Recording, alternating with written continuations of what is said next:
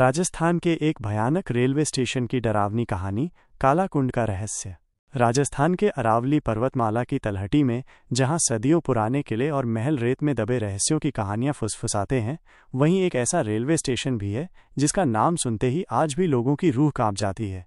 ये कोई साधारण स्टेशन नहीं था, ये था कालाकुंड रेलवे स्टेशन। इसके नाम में ही एक अनकही त्रासदी का अंदेशा था, और जो भी इसकी दीवारों के करीब से गुजरा उसने हवा में एक अजीब सी बेचैनी महसूस की।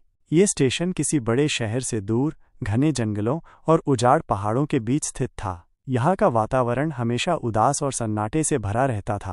प्लेटफॉर्म पर उगी जंगली झाड़ियाँ और दीवारों पर जमी काई बताती थी कि यहाँ इंसान का आना जाना बहुत कम था। सूरज ढलते ही कालाकुंड एक प्रेतवाधित दायरे में बदल जाता था, जहाँ हवा में एक ठंडी सिहरन दौड़ जाती थी और दूर दूर से आती सियार की आवाज़ें रात के सन्नाटे को और भी भयानक बना देती थीं। कहते हैं कि कालाकुंड स्टेशन पर एक भयानक घटना घटी थी जिसने इसकी मिट्टी में अनगिनत आत्माओं के दर्द को हमेशा के लिए कैद कर लिया था। ये बात लगभग आधी सदी पुरानी है, जब एक भीषण ट्रेन दुर्घटना ने इस स्टेशन को हमेशा के लिए शापित कर दिया। उस दुर्घटना में सैकड़ों लोगों ने अपनी जान गंवाई थी, यात्री, रेलवे कर्मचारी और यहाँ तक कि आसपास के गांवों के लोग भी, जो स्टेशन पर अपने प्रियजनों को छोड़ने आए थे। ट्रेन अपनी पूरी गति से एक मोड़ पर पटरी से उतर गई थी और उसके डिब्बे गहरी खाई में जा गिरे थे। चीखें, पुकारें और लोहे के मुड़ने की डरावनी आवाज़ें उस रात कालाकुंड की घाटियों में गूंजती रहीं। बचाव दल कई दिनों तक मृतकों और घायलों को निकालने में जुटा रहा, लेकिन उस रात का खौफ स्टेशन पर हमेशा के लिए अंकित हो गया था। पहला अध्याय, नीरज की पहली रात। ये कहानी शुरू होती है नीरज से, एक युवा और उत्साही रेलवे अधिकारी जिसे हाल ही में कालाकुंड स्टेशन पर पोस्टिंग मिली थी।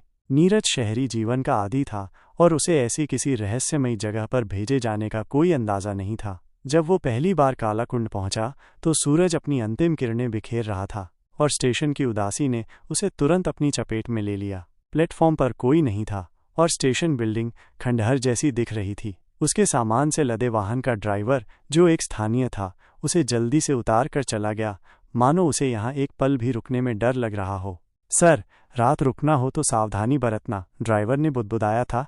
यहाँ रात में अजीब चीज़ें होती हैं। नीरज ने ड्राइवर की बात को एक अंधविश्वासी ग्रामीण की बेतुकी बात मानकर टाल दिया। वो अपने लिए आवंटित छोटे से क्वार्टर में गया, जो स्टेशन के पीछे ही था। क्वार्टर भी उतना ही पुराना और अकेला था। दीवारों पर प्लास्टर उखड़ा हुआ था और हवा में एक अजीब सी नमी थी। रात हुई और कालाकुंड स्टेशन पर सन्नाटा और गहरा हो गया। नीरज ने अपना रात का खाना खाया और अपनी ड्यूटी के लिए स्टेशन बिल्डिंग की ओर चल पड़ा। उसका काम था रात भर ट्रेनों के गुजरने की निगरानी करना और रजिस्टर में एंट्री करना। जब वो कंट्रोल रूम में बैठा तो उसे हवा में एक अजीब सी ठंडक महसूस हुई, जबकि बाहर उतनी ठंड नहीं थी। उसने खिड़की से बाहर देखा। प्लेटफॉर्म पर सिर्फ उसकी टॉर्च की रोशनी थी, बाकी सब कुछ गहरे अंधेरे में डूबा था। तभी उसे एक हल्की सी फुसफुसाहट जैसी आवाज़ सुनाई दी। वो अपने कानों पर यकीन नहीं कर पाया। आवाज़ इतनी धीमी थी कि वो पहचान नहीं पा रहा था कि वो कहाँ से आ रही थी। उसने सोचा कि शायद ये हवा की आवाज़ होगी, लेकिन फिर आवाज़ साफ होने लगी। वो किसी महिला के रोने जैसी थी, बहुत धीमी, लेकिन इतनी मार्मिक कि नीरज के रोंगटे खड़े हो गए। वो अपनी कुर्सी से उठ खड़ा हुआ और दरवाजे की ओर बढ़ा। आवाज़ प्लेटफॉर्म से आ रही थी। उसने दरवाजे का हैंडल पकड़ा, लेकिन तभी उसे याद आया कि ड्राइवर ने क्या कहा था, यहाँ रात में अजीब चीज़ें होती हैं। उसने हिम्मत जुटाई और दरवाज़ा थोड़ा सा खोला। प्लेटफॉर्म पर कोई नहीं था, लेकिन रोने की आवाज़ अब और तेज़ हो गई थी। ये आवाज़ स्टेशन के वेटिंग रूम से आ रही थी। वेटिंग रूम का दरवाज़ा थोड़ा खुला था और अंदर से एक मटमैली सी रोशनी आ रही थी, जबकि वहाँ कोई बिजली नहीं थी। नीरज का दिल ज़ोर ज़ोर से धड़क रहा था। क्या उसे अंदर जाना चाहिए या उसे नज़रअंदाज कर देना चाहिए? उसकी उत्सुकता और डर के बीच एक अजीब सा संघर्ष चल रहा था। उसने अपनी टॉर्च वेटिंग रूम के खुले दरवाजे की ओर की। अंदर उसे एक धुंधली सी आकृति दिखी, जो कोने में बैठी हुई थी और उसकी पीठ दरवाजे की तरफ थी। आकृति एक महिला जैसी लग रही थी और उसके रोने की आवाज़ अब एक दर्दनाक कराह में बदल गई थी। नीरज ने अपनी मुट्ठियां भींच लीं। कौन है वहाँ? उसने कांपती हुई आवाज़ में पूछा। रोने की आवाज़ अचानक बंद हो गई। वेटिंग रूम में सन्नाटा छा गया, इतना गहरा कि नीरज को अपनी ही सांसों की आवाज़ सुनाई दे रही थी। फिर धीरे धीरे वो आकृति मुड़ने लगी। नीरज की टॉर्च की रोशनी उस पर पड़ी और जो उसने देखा उससे उसका खून जम गया। वह एक महिला थी, लेकिन उसका चेहरा भयानक रूप से विकृत था। उसकी आंखें खाली थीं और उसके चेहरे पर गहरे घाव थे, मानो वो किसी भयानक हादसे का शिकार हुई हो। उसके होठों से खून रिस रहा था और उसकी साड़ी फटी हुई थी। तुम कौन हो? नीरज ने फिर पूछा। उसकी आवाज़ गले में अटक गई थी।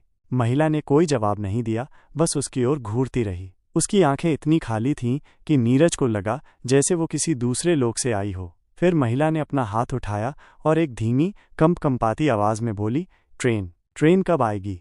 नीरज को लगा जैसे किसी ने उसके सिर पर हथौड़ा मार दिया हो। वो समझ गया कि ये कोई साधारण इंसान नहीं था, ये कोई आत्मा थी, उस भयानक दुर्घटना की शिकार। वो तुरंत पीछे हटा और भागकर कंट्रोल रूम में घुस गया, दरवाज़ा अंदर से बंद कर लिया। उसकी सांसें तेज चल रही थीं और उसका माथा पसीने से भीग गया था। उसने पूरी रात आंखें नहीं झपकीं, हर आहट पर डरता रहा और सूरज के उगने का इंतजार करता रहा। उसे पता था कि ये सिर्फ शुरुआत थी। कालाकुंड स्टेशन अपने राज धीरे धीरे खोल रहा था और नीरज उनमें फंस चुका था।